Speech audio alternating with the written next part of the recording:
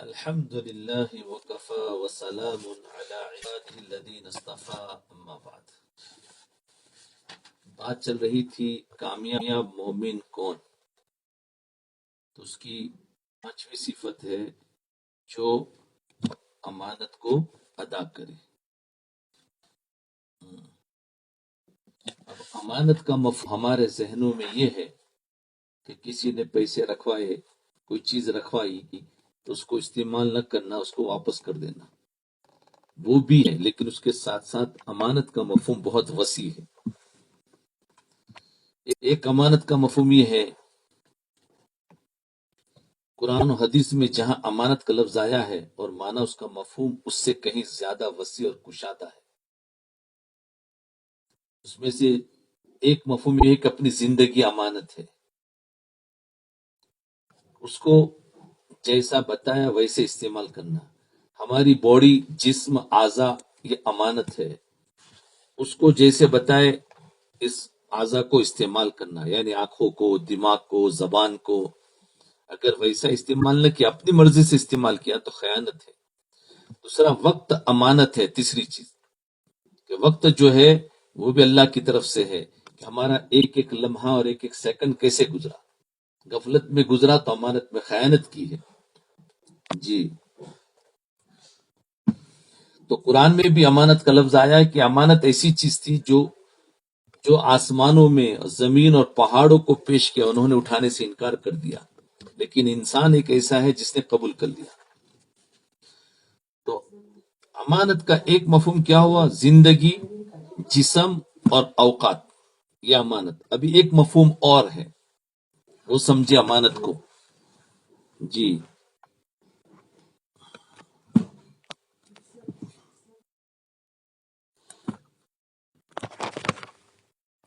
دیکھو بھی مکسر پہ آواز ہوگی، مکسر تو چالو ہے، ابھی آئی کہ نہیں آئی بتانا۔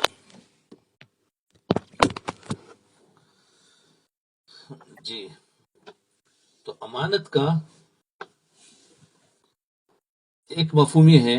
دوسرا مفہوم کہ جس کو عام طور پر لوگ امانت نہیں سمجھتے، وہ یہ ہے کہ فرض کرو کہ ایک شخص نے کہیں ملازمت اختیار کی، سروس کر رہا ہے، کام کر رہا ہے۔ ایک شخص کہیں کام کر رہا ہے، جی، اس ملازمت میں جو فرائض اس کے سپرد کیے گئے ہیں، ظاہر بات ہے کوئی انسان کہیں سروس کرتا ہے تو اس کو بتایا جاتا ہے بھائی تمہارا وقت اتنا گھنٹہ اور یہ کام تمہیں کرنا ہے کہ نہیں؟ تو اس کے سپرد کیے جاتے ہیں، وہ امانت ہے۔ وہ وقت اگر دیا ہے، 8 گھنٹے کی ڈیوٹی ہے تو امانت ہے، 10 گھنٹے کی ڈیوٹی ہے تو امانت ہے۔ اس میں جو کام دیا ہے وہی کام کرنا ہے، اس میں اپنا کوئی کام نہیں کرنا۔ ان فرائض کو وہ ٹھیک ٹھیک بجا لائے، اور جن اوقات میں اس کو ڈیوٹی دینے کا پابند کیا گیا ہے، ان اوقات کا ایک ایک لمحہ امانت ہے، یاد رکھنا، ایک ایک لمحہ امانت ہے۔ لہذا جو فرائض اس کے سپرد کیے گئے ہیں، اگر وہ ان فرائض کو ٹھیک ٹھیک انجام نہیں دیتا بلکہ کام چوری کرتا ہے تو ایسا شخص اپنے فرائض میں کوتاہی کر رہا ہے اور امانت میں خیانت کر رہا ہے۔ تو دیکھو، آج کل لوگ سرکاری نوکری ڈھونڈتے ہیں، کیوں کہ گورنمنٹ کی نوکری میں کیا ہے، جا کر لکھوا دو حاضری اور باقی اپنا جا کے کہیں بھی چلے جاؤ۔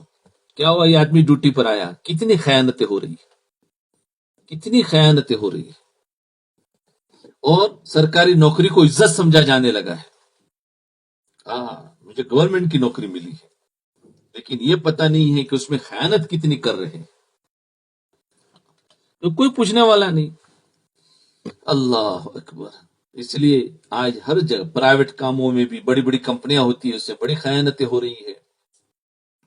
اب جب امانت میں خیانت ہونے لگے، قیامت کی نشانیوں میں تھی کہ امانت میں خیانت ہونے لگے گی۔ جی، تو اب جو آدمی اپنی ڈیوٹی میں دوسرا کام کر رہا ہے، یا 8 گھنٹہ ڈیوٹی تھا، اس نے 7 گھنٹہ ہی آیا، 1 گھنٹہ باہر چلا گیا، اور اس کے مالک کو پتہ نہیں ہے، مثلا ایک شخص سرکاری دفتر میں ملازم ہے، اس کو اس کام پر لگایا ہے،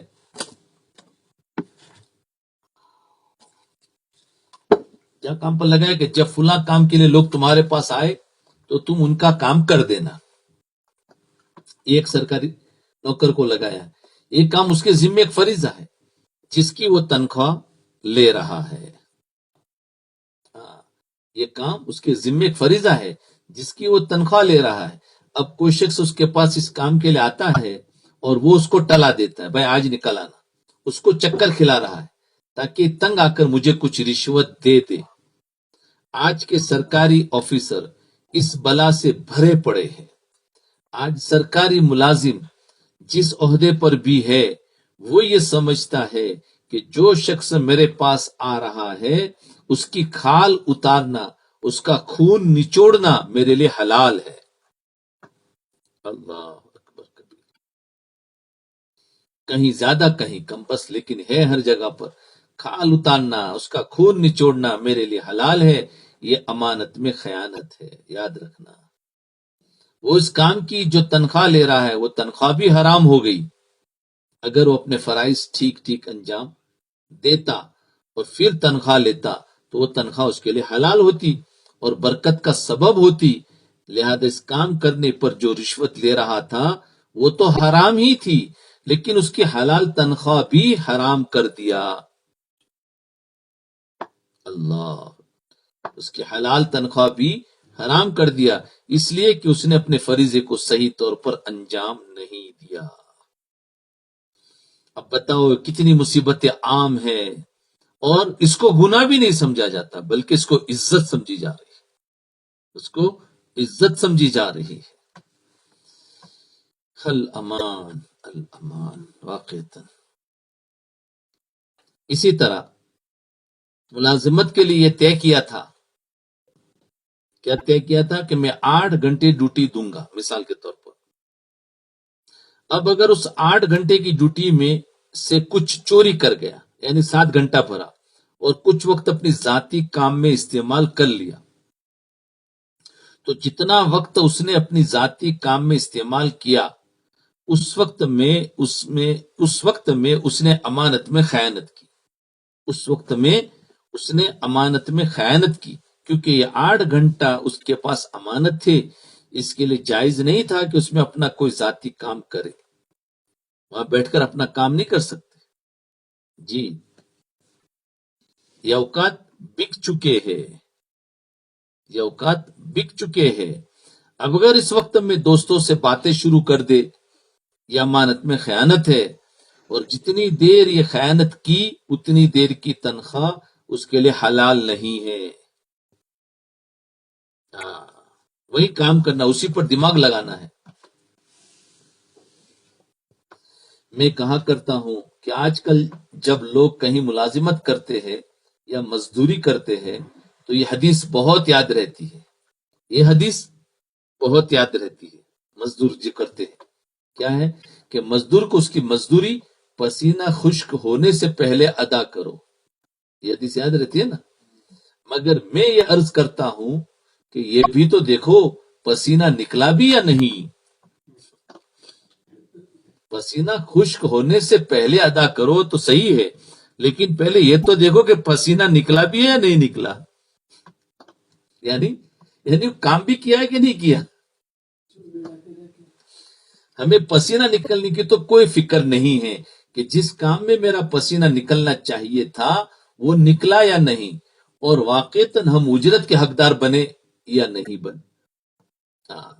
پسینہ تو نکالا نہیں اور پھر آ کر مالک کو کیا کہتا ہے کہ دیکھو حدیث میں آیا ہے کہ پسینہ خشک ہونے سے پہلے اس کی اجرت دے دو، اور کام کیا نہیں. جی، حقدار اس وقت بنے گا، اس کو تو کوئی نہیں دیکھتا، بس یہ مطالبہ کیا جاتا ہے کہ مزدوری ادا کرو. کام کیا نہیں کیا یا چند گھنٹے کیا بس وہ نہیں دیکھیں گے، ہماری مزدوری دو. بہرحال یہ فرائض کی ادائیگی میں کوتاہی اور یہ اوقات کا چرانا، یہ سب امانت میں خیانت ہے. یہ سب امانت میں خیانت ہے. اس کے عوض جو پیسے مل رہے ہیں وہ حرام ہے، وہ انسان اپنے پیٹ میں آگ کے انگارے کھا رہا ہے. دیکھو یہ ہے دین. یہ دین کہاں زندگی میں ہے؟ یہ نا یہ دین جس کی زندگی میں ہوگا وہ کامیاب ہوگا. یہ علامت ہے کہ تم دینداری ہے کہ نہیں ہے. کہ دیندار امانت والا ہوتا ہے، خیانت کرنے والا بے دین ہے، چاہے وہ نمازی کیوں نہ ہو. نمازی ہے لیکن بے دین ہے. اس نے ایک حصے کو ادا کیا، ایک حصہ کہ تھوڑا سا ادا کیا، باقی کتنے بڑے حصے کو اس نے چھوڑ دیا. تو امانت آج یہ بیماری تو عام ہو گئی. یہ دینداری لانی ہے. تو اس سے پہلے کیا آئی؟ نظروں کی حفاظت آئی، اور چہرے کا پردہ آیا. ہاں یہ سب کیا ہے؟ نظر کی حفاظت کیا ہے؟ آنکھیں امانت ہے اللہ کی طرف سے. ہاں اس کو جیسا کہا ویسا استعمال کرو. اس کو جھکانے کو کہا وہاں جھکانا ہے، اور جہاں اٹھانے کو کہا وہاں اٹھانا ہے. ہر جگہ نظر اٹھی ہوئی ہوگی تو یہ آنکھوں میں خیانت کی تم نے. جی اللہ. حکیم الامت حضرت مولانا اشرف علی صاحب تھانوی رحمۃ اللہ علیہ کی خانقاہ میں اور مدرسے میں یہ طریقہ یہ اصول تھا کہ استادوں کے لیے گھنٹے مقرر تھے. گھنٹے استادوں کے لیے گھنٹے مقرر تھے کہ فلاں وقت میں وہ استاد آئے گا اور فلاں کتاب پڑھائے گا. اور مدرسے کی طرف یعنی وقت ہوتا ہے جو پڑھانے کا، بھائی 45 منٹ یا 30 منٹ، فلاں وقت میں استاد آئے گا اور فلاں کتاب پڑھائے گا. اور مدرسے کی طرف کوئی قانون اور ضابطہ مقرر نہیں تھا، مگر ہر شخص کا مزاج بنا دیا گیا تھا. اس لیے جب کوئی استاد تاخیر سے آتا تو وہ رجسٹر پر نوٹ لکھ دیتا. کوئی دھیان نہیں رکھنے والا تھا، لیکن اگر وہ 5 منٹ لیٹ ہوئے تو رجسٹر پر لکھ دیتے تھے 5 منٹ کہ آج میں اتنی تاخیر سے آیا. اور اگر مدرسے کے اوقات کے درمیان کوئی دوست یا کوئی عزیز رشتہ دار ملاقات کے لیے آ گیا مدرسے کے وقت میں، اور اس کے ساتھ بات چیت میں مشغول ہو گئے، تو اس وقت گھڑی دیکھ کر استاد وقت نوٹ کر لیتا. کتنے بجے استاد آیا ہے نوٹ کر لیتا کہ دوست اس وقت آیا اور اس وقت اور اتنے بجے واپس گیا، اور آدھا گھنٹہ دوست کے ساتھ بات چیت میں صرف ہو گیا.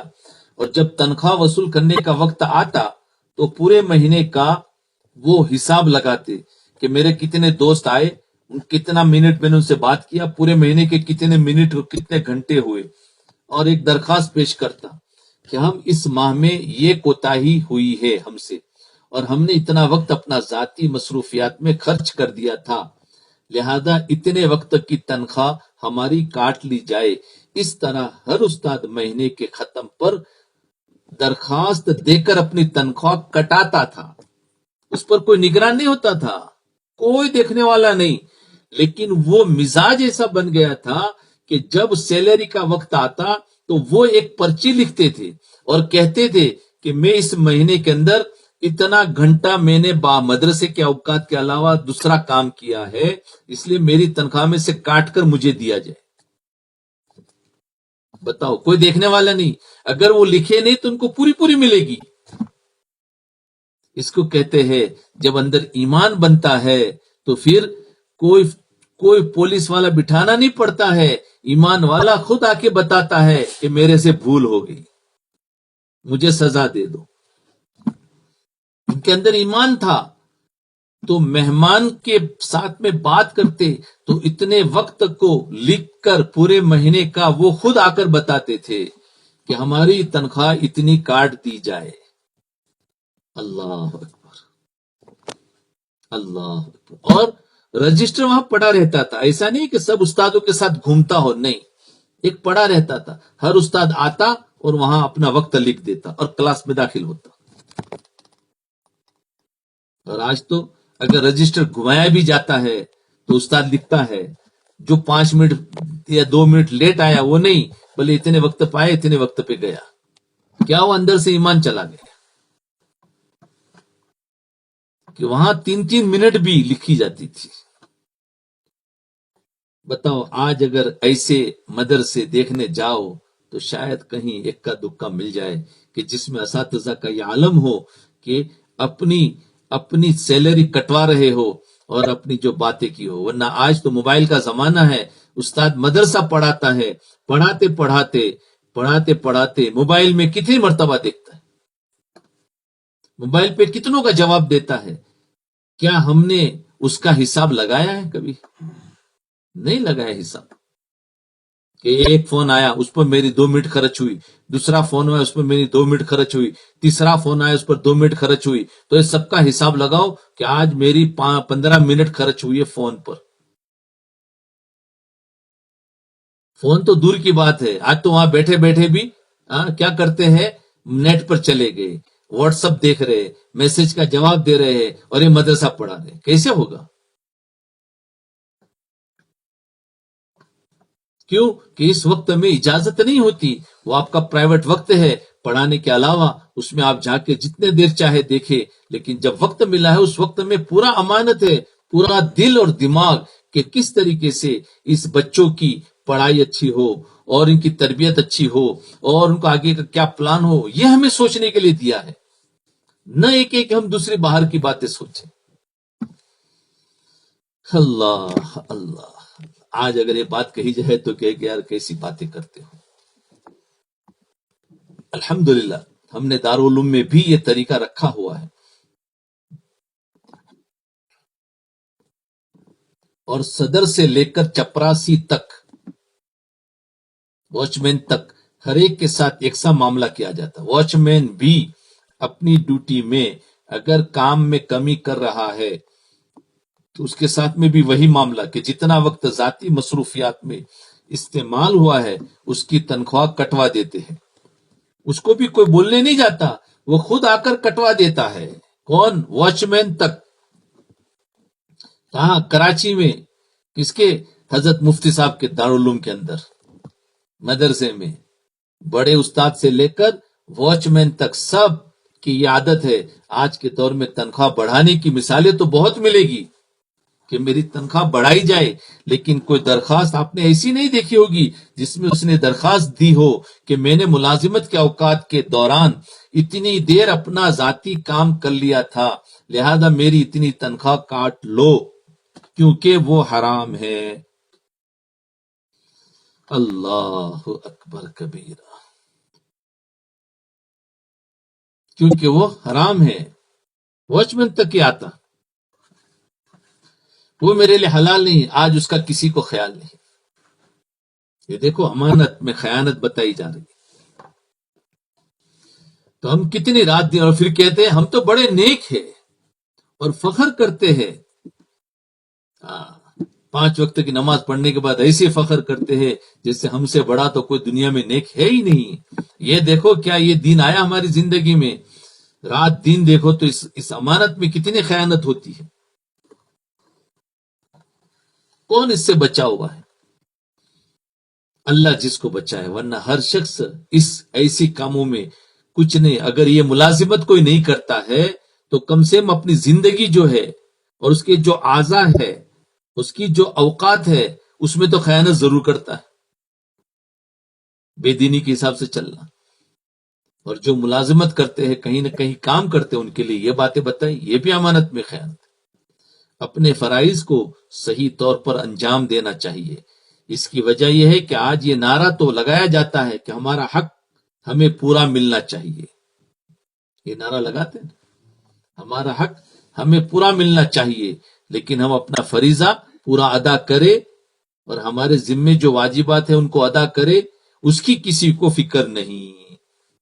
ہمارا مہینہ ہو گیا، ہماری سیلری نہیں کٹے گی، ہم آئے تھے بس، اب آ کر پڑھایا نہیں پڑھایا وہ نہیں، ہمارا پیسہ دو. کام کیا نہیں کیا اس کی کوئی فکر نہیں، پیسہ دو. قرآن حدیث سے کہتے ہیں کہ ہر شخص اپنے فرائض بجا لانے کی فکر کرے. جب ہر انسان اپنے فرائض صحیح طور پر بجا لائے گا تو دوسرے کے حقوق خود بخود ادا ہو جائیں گے. حق مانگا نہیں جاتا ہے. اپنا حق ادا کریں گے تو دوسرا اپنا حق خود بخود ادا کرے گا. آج تو کیا ہے، اسی لیے اقرائے مسلم سے کیا چاہتا ہے؟ اپنے حق کو ادا کرنا ہے کہ نہیں؟ کیا لفظ ہے؟ اپنے حق کو ادا کرنا اور دوسرے کے حق کو معاف کرو. یعنی میں نے تو اپنا حق ادا کر لیا اور دوسرا میرا حق پورا ادا کر نہیں رہا ہے تو اس کو معاف کر دو. یہ ہے اصول شریعت. کیا مطلب تم نے 8 گھنٹے کی ڈیوٹی برابر دی ہے، اس میں کوئی خیانت نہیں کی، یہ ہم نے اپنا حق ادا کر لیا. اب سامنے والے کا حق یہ تھا کہ پورا پورا پیسہ دے، لیکن اس نے کچھ کمی کر کے دے دی، سمجھے؟ تو کیا کرنا چاہیے؟ اس کو معاف کرو. اپنا حق ادا کرو اور سامنے والا اپنا حق ادا نہ کرے تو تم اس کو معاف کرو. آج کیا ہے کہ ہم اپنا حق تو ادا نہیں کر رہے ہیں اور سامنے والے سے حق مانگ رہے ہیں کہ میرا حق پورا پورا دو. اور یہی تو لڑائی کی جڑ ہے. اگر سمجھے کچھ بات کو، کہ خود شریعت نے یہ کہا تھا اپنا حق ادا کرو، دوسرے کے حق کو معاف کرو. ہم عام طور پر کہتے ہیں اقرا مسلم کی جب بات آتی ہے تو یہ سمجھو، یہ سمجھایا جا رہا کہ اس میں، اور آج کیا ہو گیا، انہوں نے اس کے خلاف نعرہ لگایا کیا کہ بھائی ہمارا حق ہمیں دے دو، ہم تمہارا حق ادا کرے، ہم اپنا حق ادا کرے نہ کرے کچھ نہیں، لیکن ہمارا حق تم دے دو. تو ہمارا حق ہمیں پورا ملنا چاہیے، لیکن ہم اپنا فریضہ پورا ادا کریں، یہ میرا حق تھا. اور ہمارے ذمے جو واجبات ہے ان کو ادا کرنا یہ میرا حق تھا. اس کی کسی کو فکر نہیں. ہر شخص اپنے فرائض بجا لانے کی فکر کرے. جب ہر انسان اپنے فرائض صحیح طور پر بجا لائے گا تو دوسروں کے حقوق خود بخود ادا ہو جائیں گے. بہرحال اوقات میں چوری کرنا، بہرحال اوقات میں چوری کرنا امانت میں خیانت ہے. یہ بات سمجھ لے. اوقات میں چوری کرنا امانت میں خیانت ہے. اس کے نتیجے میں اچھی خاصی حلال ملازمت کی آمدنی کو حرام بنا لیتے ہیں. اگر یہی سرکاری ملازم صبح کو صحیح وقت پر آئے، شام کو صحیح وقت پر جائے اور اپنے فرائض کو صحیح طور پر بجا لائے اور دل میں نیت کرے کہ اللہ میں آپ کی مخلوق کی خدمت کے لیے یہاں بیٹھا ہوں، چونکہ اپنا پیٹ اور اپنی بیوی بچوں کا پیٹ پالنے کے لیے تنخواہ ضروری ہے، اس وجہ سے تنخواہ لیتا ہوں، لیکن میری نیت یہ ہے کہ میں مخلوق کی خدمت کروں، تو اس صورت میں پورے 8 گھنٹے اس کے لیے عبادت اور اجر و ثواب کا باعث بن جائیں گے. ایک آدمی ملازمت میں بیٹھا ہے اور بیٹھا ہے، اس کی نیت کیا ہے؟ برابر وقت دے رہا ہے.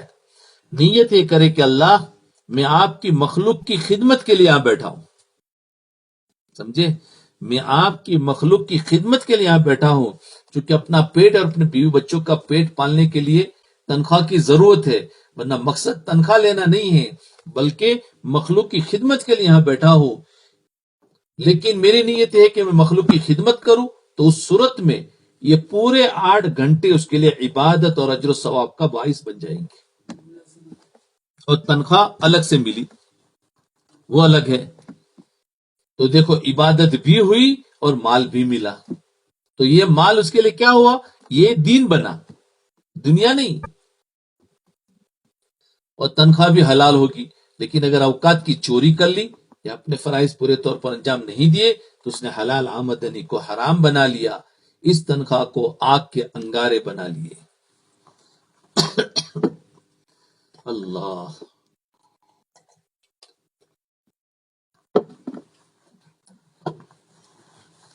بہت اہم باتیں ہیں. یہ امانت تو سمجھتے ہی نہیں تھے ہم کہ یہ بھی سب چیزیں امانت ہے. کیوں کہ اس کا عام رواج ہو چکا ہے. اسی کو کہتے ہیں نا، گناہ کو نیکی سمجھنے لگے اور نیکی کو گناہ سمجھنے لگے. آج اگر کوئی اپنی سیلری میں سے کوئی کاٹے تو اس کو بیوقوف سمجھا جائے گا، اور جو پوری پوری سیلری لے اس کو عقل مند کہا جائے گا.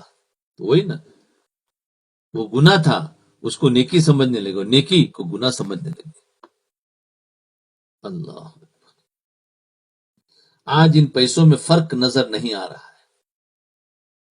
حلال اور حرام میں فرق ہے، حلال اور حرام میں فرق ہے. بلکہ حلال اور حرام دونوں دیکھنے میں یکساں نظر آ رہے ہیں. دیکھو دیکھنے میں تو دونوں ایک جیسے نظر آ رہے ہیں، لیکن جب یہ ہماری ظاہری آنکھیں بند ہوگی، کیسے ایک سا نظر آ رہا ہے؟ بھائی ایک آدمی نے اپنی ڈیوٹی کے اندر اپنا کام کیا، سمجھے، اور اپنی سیلری نہیں کٹوائی اور اس نے پورا لے لیا ہے، اور ایک آدمی نے برابر ڈیوٹی بھری اور اس کو پوری سیلری مل گئی، تو دونوں برابر ہے نا، کوئی فرق نہیں ہے، حلال اور حرام میں کوئی فرق نہیں، نظر نہیں آ رہا ہے۔ بولے اس میں کون سا حرام ہو گیا؟ اس کو بھی پوری ملی، مجھ کو بھی پوری ملی، اور مجھے کہتے ہیں تیرے لیے حرام ہے اور اس کے لیے حلال ہے۔ کیوں بھائی؟ ڈیوٹی تو میں نے بھی بھری، ڈیوٹی تو اس نے بھی بھری، سیلری مجھے بھی ملی، اس کو بھی ملی، میری کیوں حرام ہو گئی، اس کی کیوں حلال ہو گئی؟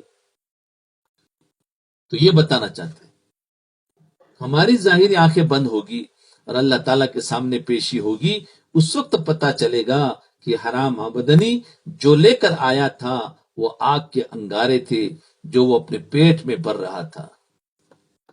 قرآن کریم نے ارشاد فرمایا، ان الذین یاکلون اموال الیتامی ظلما انما یاکلون فی بطونہم نارا، یعنی جو لوگ یتیموں کا مال ظلمن کھاتے ہیں وہ اپنے پیٹوں میں آگ بھرتے ہیں۔ یتیموں کا مال ظلمن کھاتے ہیں، وہ اپنے پیٹوں میں آگ بھرتے ہیں۔ آج ہماری پوری قوم عذاب میں مبتلا ہے، آج ہماری پوری قوم عذاب میں مبتلا ہے، کسی کو سکون نہیں، کسی کو چین نہیں ہے، کسی کو آرام نہیں ہے، کسی کا مسئلہ حل نہیں ہوتا، ہر ایک انسان بھاگ دوڑ میں مبتلا ہے۔ یہ سب اس لیے ہے کہ امانت میں خیانت کرنا اس قوم کی گھٹی میں پڑ گئی ہے۔ امانت میں خیانت کرنا ہماری گھٹی میں پڑ گئی، یعنی ہماری بالکل طبیعت بن چکی ہے، تو گناہ کیسے سمجھیں گے؟ اور جس قوم کو حلال اور حرام کی پرواہ باقی نہ رہے، وہ فلاح کہاں سے پائے گی؟ آج ایک بازوں کے دماغوں میں کیا ہے؟ بھائی انگریڈینٹ دیکھو، حلال اور حرام دیکھنا چاہیے، لیکن دیکھو نفس کا دھوکہ، اس کھانے پینے کی چیز میں تو حلال اور حرام دیکھ رہا ہے، لیکن وہ اپنی جسم کی باڈی جو ہے اور اس کا اپنا جو وقت ہے اور وہ جو کہاں کام کر رہا ہے، تو وہ تو نہیں دیکھ رہا ہے کہ یہ حلال اور حرام یہاں بھی تو ہے۔ اور وہ کہیں بھی جائے گا، کوئی چیز لے گا، کیا کہے گا؟ بھائی حلال ہے، حرام ہے، اس کے اندر کی چیزیں انگریڈینٹ دیکھو، تو وہ تو دیکھ رہا ہے اور خود حرام کر رہا ہے، اس کا اس پر نظر نہیں ہے۔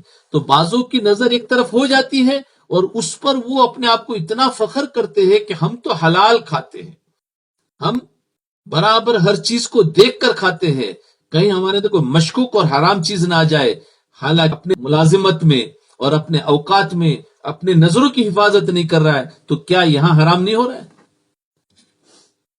ارے سمجھے کچھ؟ ہاں، یہ بہت دھوکہ دیتا ہے ہمارا نفس، کسی کو کسی ایک کام میں لگا دے گا، ہاں ایک کام میں لگا کر ہو وہ اپنے آپ کو اتنا بڑا سمجھتا ہے اور دوسری سائڈ ساری مار دیتا ہے۔ تو آج کل دیکھو یہ انگریڈینٹ دیکھنے کی عادت ہو گئی ہے، کیوں بھائی؟ نہیں ہم تو حلال کھاتے ہیں، ہم تو حلال کھاتے ہیں، ٹھیک ہے، تو تمہاری اعضا کو ذرا دیکھو، تمہارے دین نماز کے پابند ہو گئے تو دوسری جگہ پر ہم نے دین چھوڑ دیا، کہیں جگہ سے ہم نے دین چھوڑ دیا، چیزیں کھانے لگے تو دوسری جگہ سے ہم نے دین چھوڑ دیا۔ ہاں، ہر جگہ پر اللہ کا حکم ہے، ہر جگہ پر، ہر جگہ پر اللہ کا حکم ہے، اور ہر حکم کو دیکھ کر اور اس پر سوچ سمجھ کر اس پر عمل کرے کہ حکم میں نے پورا کیا کہ نہیں کیا۔ تو فرمایا اس لیے آج کسی کو چین اور سکون نہیں ہے، سب پریشان ہے، اس لیے کہ امانت میں خیانت کرنا اس قوم کی گھٹی میں پڑ گیا ہے، اور جس قوم کو حلال اور حرام کی پرواہ باقی نہ رہی ہو وہ فلاح کہاں سے پائے گی؟ قرآن کریم کا فرمان یہ ہے کہ فلاح ان لوگوں کو ملے گی، دیکھو قرآن نے کیا فرمایا، فلاح ان لوگوں کو ملے گی جو امانتوں کا اور عہد کا پاس کرنے والے ہیں۔ عمل کر رہے ہو، نماز ہے بھی، تم سب عمل کر رہے ہو، نماز ہے، روزے ہے، زکوٰۃ ہے، حج ہے، صدقہ خیرات سب ہے، پھر پریشان کیوں ہو؟ پریشان ہونے کی وجہ کیا ہے کہ کہیں نہ کہیں گناہ ہو رہا ہے. اب وہ گناہ تو کئی قسم کے ہو رہے ہیں. دیکھو امانت میں خیانت کتنی بڑی چیزیں ہیں.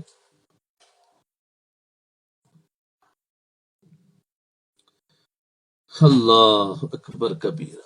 امانت کی ایک اہم قسم ایک اور ہے. ابھی تک 3 اور 4 قسمیں ہو گئی. ایک تو جسم تھا نا امانت، ہاں، اور دوسرا زندگی امانت تھی، تیسرا وقت امانت تھا، چوتھا جو ملازمت جہاں کر رہے ہیں ان کی جو بات ہماری طے ہوئی ہے اس میں وہ امانت. ہاں. پانچویں چیز ہے عاریت کی چیز. ایک ہم چیز کہیں سے لاتے ہیں عاریت پر. امانت کی ایک اہم قسم ہے کہ کسی دوسرے کی کوئی چیز آپ کے پاس عاریتن آ گئی ہے. عاریت کا مطلب یہ ہے کہ جیسے کسی سے کوئی چیز استعمال کے لیے لے لینا. مثلا کوئی کتاب دوسرے سے پڑھنے کے لیے لے لی، یا دوسرے کا قلم لے لیا، یا گاڑی لے لی. یہ چیزیں امانت ہے. ہاں، یہ سب کیونکہ استعمال کے لیے لی ہے. لہذا پہلی بات تو اس میں یہ ہے کہ جب ضرورت پوری ہو جائے اس کے بعد جلد از جلد اس چیز کو اس کے مالک تک پہنچانا ضروری ہے.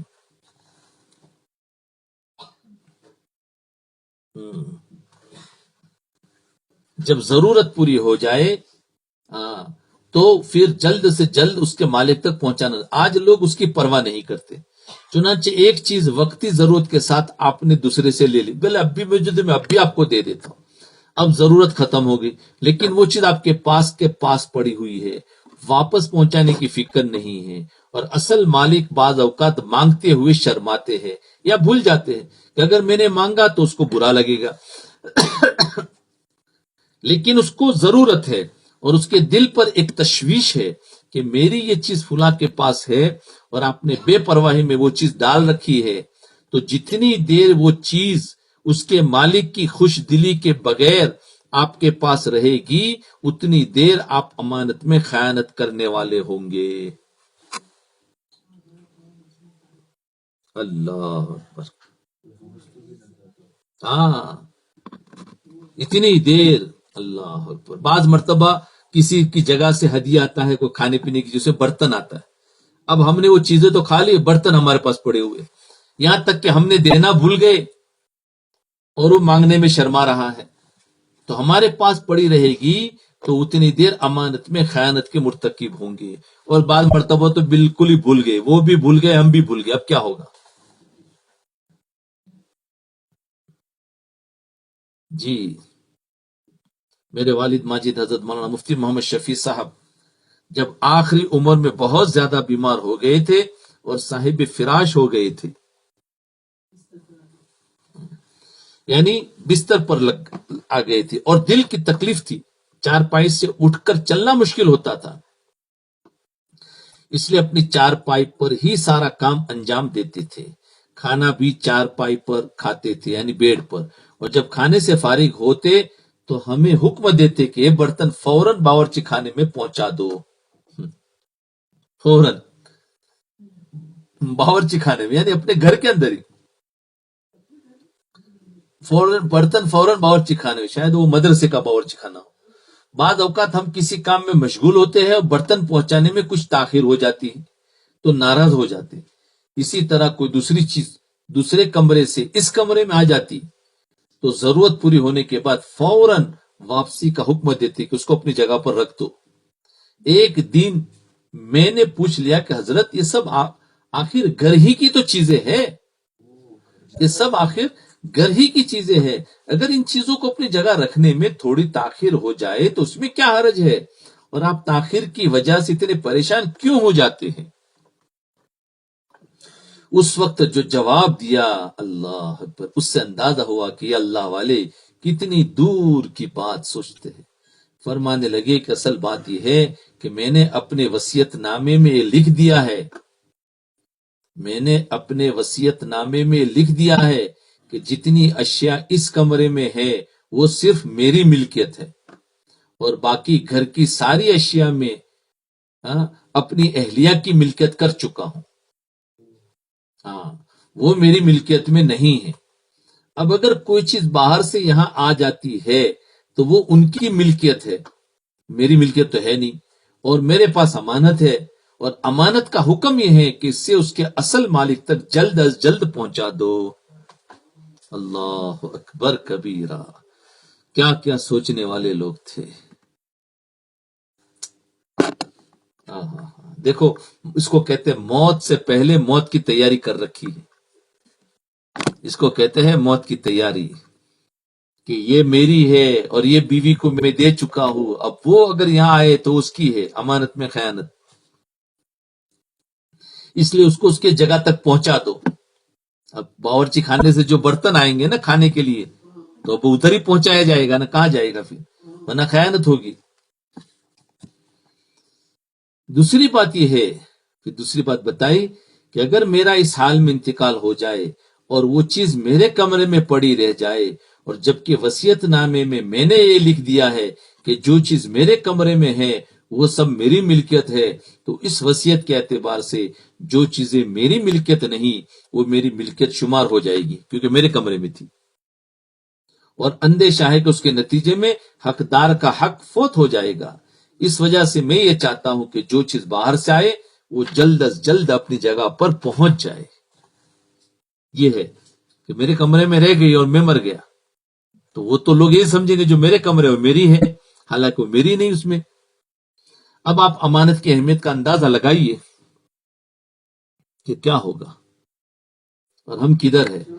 یہ سب شریعت کے احکام ہیں، یہ سب دین ہے. یہ دین کہاں گیا جن کا شریعت نے حکم دیا ہے، لیکن ہم لوگ دن رات ان احکام سے لاپرواہی میں مبتلا ہے. اللہ، دوسروں کی چیز ہمارے پاس پڑی ہوئی ہے، ہمیں اس کو واپس کرنے کی کوئی فکر نہیں.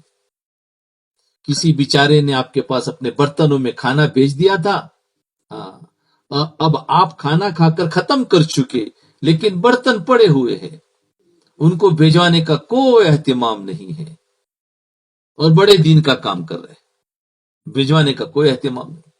اس میں سستی نہیں چلے گی، وہ دین ہے اور دین کے اندر سستی نہیں چاہیے. کوئی اہتمام. حالانکہ وہ برتن آپ کے پاس امانت ہے، اگر اس دوران وہ برتن آپ کے پاس ٹوٹ جائے تو اس کا وبال آپ کے ذمے ہوگا، کیونکہ آپ نے بر وقت واپس کرنے کا اہتمام نہیں کیا. اب آپ کو بھرنا ہوگا وہ. اللہ، کیسا ڈر لگ رہا ہے، کیا ہوگا. ایک بات یہ ہے کہ اگر دوسرے کی چیز ہمارے استعمال میں ہے تو اس چیز کو مالک کی مرضی کے خلاف استعمال کرنا بھی امانت میں خیانت ہے. ایک تو وہ تھی کہ دوسرے سے استعمال کرنے کے لیے لی تھی، سمجھے، استعمال کر کے فوراً واپس کر دو. اور دوسری چیز کیا ہے، دوسری چیز کو اس کو استعمال کرنے کے لیے، جس کام کے لیے استعمال کرنے کے لیے لی ہے، یہ یاد رکھو، دو چیزیں الگ الگ ہے. فرمایا دوسری کی چیز ہمارے استعمال میں ہے تو اس چیز کو مالک کی مرضی کے خلاف، یعنی ہم نے اس کو بتا دیا تھا کہ مجھے آپ کی یہ چیز استعمال کرنی ہے اس کام میں، برابر، مرضی. اب آپ نے استعمال کر رہے ہیں دوسرے کام میں، تو مرضی کے خلاف استعمال کرنا بھی امانت میں خیانت ہے. تو دو بات سمجھ گئے، ایک تو کسی کی چیز استعمال کی اور اس کو واپس کرنے میں دیر کیا تو خیانت، اور ایک ہے کہ جس کام کے لیے استعمال کی تھی اس کام کے علاوہ استعمال کر لیا. اللہ اکبر. ایک گاڑی استعمال کرنے کے لیے لی تھی 1 گھنٹے کے لیے اور بتایا تھا یہاں سے فلاں جگہ پر جانا، اس نے کہا ٹھیک، اور آپ نے اگر 1 گھنٹے کے بجائے 2 گھنٹے کے بعد واپس کیا تو یہ امانت میں خیانت ہوئی کہ آپ نے لیٹ کیا.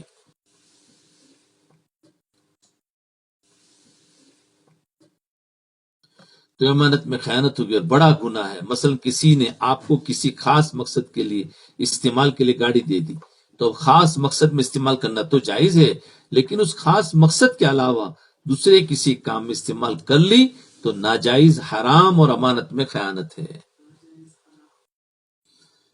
اللہ اکبر کبیرہ، کیا بات. اگر یہ دیکھنے جاؤ تو ہمارے اندر بھی شریعت کی در ہے. ابھی تو ہمارے اندر دینداری نہیں ہے.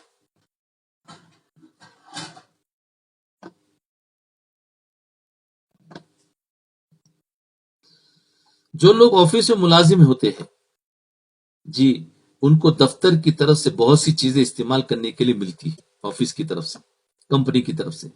اب دفتر کے قواعد اور ضوابط کے تحت تو ان اشیاء کو استعمال کرنا جائز ہے، اور اگر ان قواعد اور ضوابط کے خلاف استعمال کیا جائے تو یہ حرام ہے اور امانت میں خیانت ہے. مثلا دفتر کی طرف سے، آفس کی طرف سے آپ کو پین ملا ہے، پیڈ ملا ہے، لفافے ملے ہیں، یا آفس میں آپ کے فون لگا ہوا ہے، یا آفس کی طرف سے آپ کو گاڑی ملی ہوئی ہے یا موٹر سائیکل ملی ہوئی ہے، اور اب ان چیزوں کے استعمال کے بارے میں آفس کے کچھ قواعد ہے کہ ان قواعد کے تحت ان اشیاء کو استعمال کیا جائے.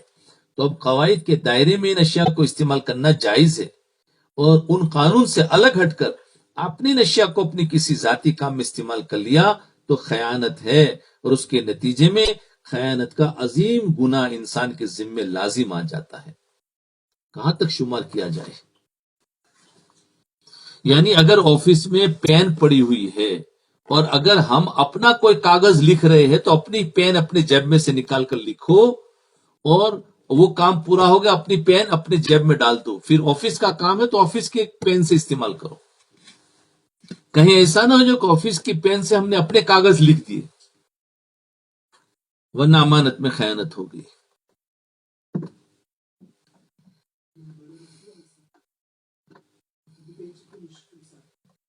ہاں، ابھی لوگ کہیں گے یہ تو بہت ڈیپ میں ہے. ڈیپ نہیں ہے، یہ اوپر کی شریعت ہے. امانت جی، کہاں تک شمار کیا جائے؟ اور یہ حرام ہے، کیونکہ حرام سے بچنا اس کو اوپر کی شریعت کہتے ہیں. ڈیپ جس کو کہتے ہیں نا، ڈیپ، وہ نوافل اور مستحبات کے اندر ہوتا ہے. وہ تو نہیں بتایا جا رہا ہے، صرف فرائض بتائے جا رہے ہیں. اب بتاؤ، نماز پڑھنا کیا کوئی ڈیپ کہے گا اس کو؟ نہیں. ہاں، آپ یہ کہیں کہ نہیں، آپ اشراق بھی پڑھو، چاش بھی پڑھو، وابن پڑھو، تو یہ کہیں گے بھائی تم نے ذرا زیادہ بتا دیا. بھائی ٹھیک ہے، 5 وقت کی فرض نماز پڑھو. تو اسی طریقے سے امانت یہ فرائض میں سے ہے، فرائض میں سے ہے. آنکھوں کی حفاظت کرنا، جسم کی، باڈی کی، وقت کی، ملازمت میں ہر چیز کی امانت ہے. کہاں اندر گئے ہیں؟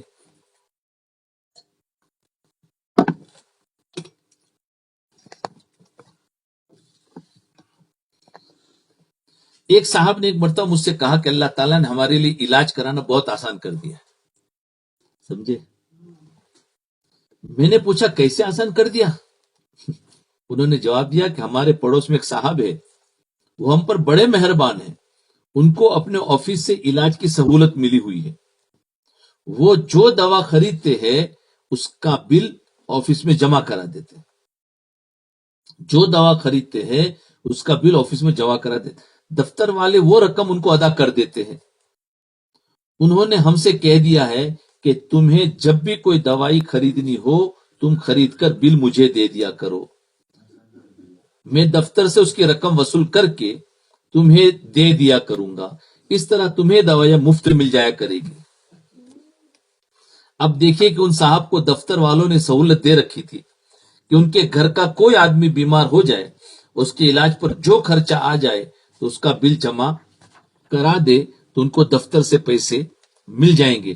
لیکن انہوں نے یہ سخاوت شروع کر دی کہ اپنے پڑوسیوں کو اور اپنے دوستوں کو اس میں شامل کر لیا. اب جھوٹ اس کے اندر موجود ہے، کیونکہ انہوں نے تو اپنی فیملی کا علاج کے لیے بتایا تھا نا. تو وہ تو باہر چلے گئے، اور دغا بازی اس کے اندر موجود ہے، امانت میں خیانت سے موجود ہے. اس لیے کہ جو رقم تمہیں مل رہی ہے وہ امانت ہے، جہاں استعمال کرنے کی اجازت ہے بس وہیں پر استعمال کرنا آپ کے لیے حلال ہے، اس کے علاوہ حرام ہے. وہ صاحب یہ سمجھ رہے ہیں کہ ہم نیکی کر رہے ہیں دوسروں کے ساتھ، لیکن حقیقت میں بہت بڑا گناہ کر رہے ہیں، جس کے نتیجے میں آخرت میں گردن پکڑی جائے گی. اللہ اکبر کبیرہ، جس کے نتیجے میں آخرت میں گردن پکڑی جائے گی. کیا بتاوے، بس یہاں پر ہی رکھتے ہیں.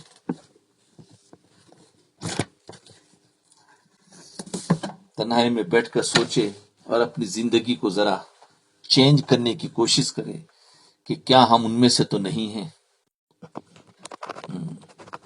کہیں ایسا نہ ہو کہ ہماری عبادتوں کا جو نور ہے ان راستے سے ختم ہو رہا ہو خیانت کرنے سے. اللہ، عام بیماری ہے، عام بیماری، ایسی بیماری کہ اس کو کوئی گناہ نہیں سمجھتا. ہاں، اللہ ہم سب کی اس گناہ سے بھی حفاظت فرمائے.